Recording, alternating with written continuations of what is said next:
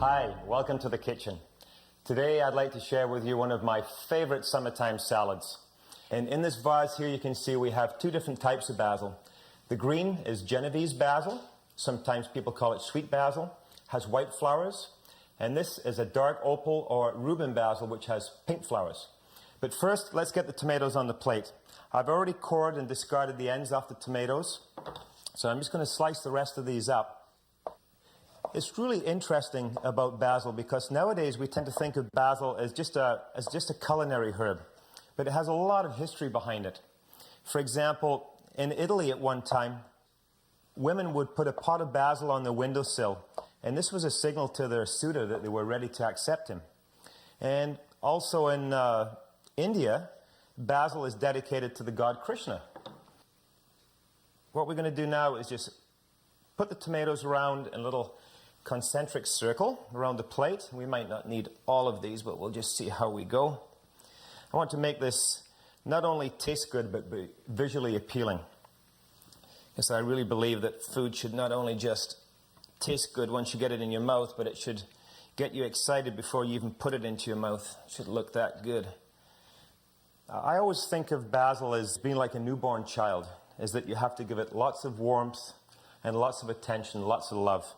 And with basil, that means that you have to choose a very warm, sunny site with good, rich soil and lots of moisture. And now I'm going to slice up some of the bocconcini, which is a fresh baby mozzarella, which is quite often either, it can be marinated with herbs and olive oil, or it can be stored in a brine or in whey. This not only gives a nice flavor to the salad, but as you'll see as I start to plate it up, it also brings some colors out. And what we do is we cover the basil up with a plastic cloche every night, which keeps the temperature about 4 or 5 degrees warmer than the outside temperature, and it grows a lot better that way. The other thing with growing basil that's important is that when these little flowers appear on the top of the basil, it's a really good idea to pick them off. And I know it's almost a daily chore, but the more you get into picking these flowers off, the more leaf production you get.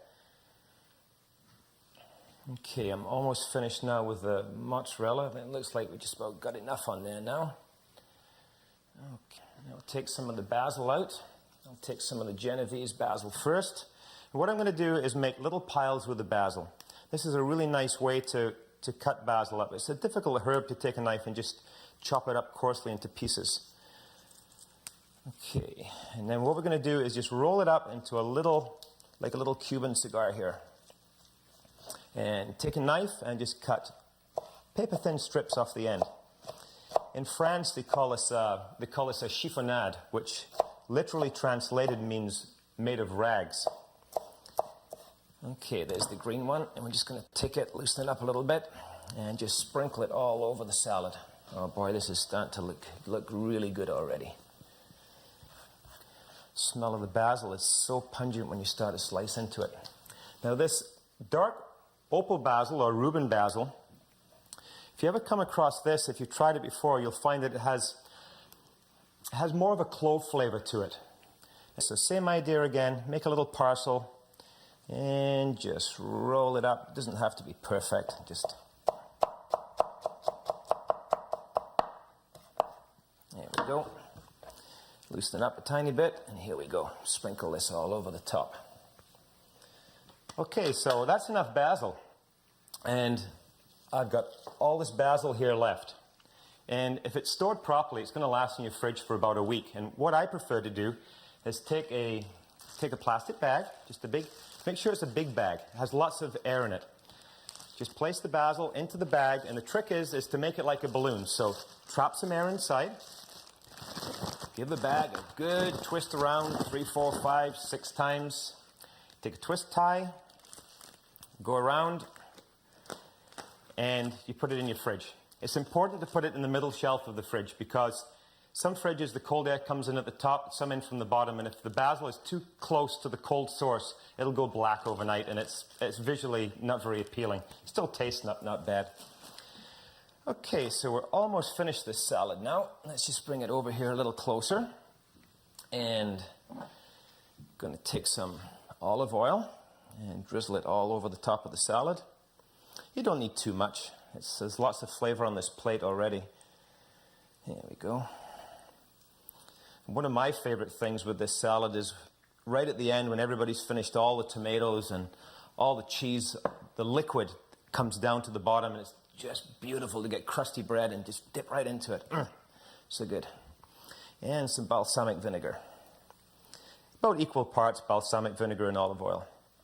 Another thing that I sometimes do is at this point, what I will do is take this whole dish, cover it with some plastic wrap, and actually put it out in the sunshine for about half an hour. And the heat of the sun actually marries all the flavors together, which is another little trick you can do to advance the flavor.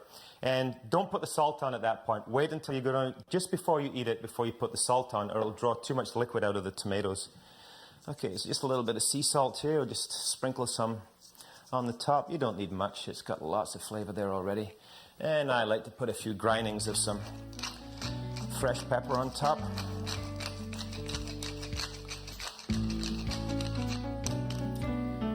And that's it. It's finished. It's that easy. And I really hope you'll feel like trying it at home. See you next time.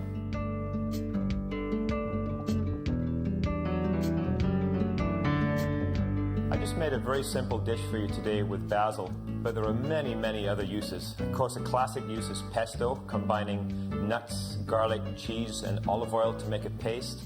It's superb with fish or poultry or white beans.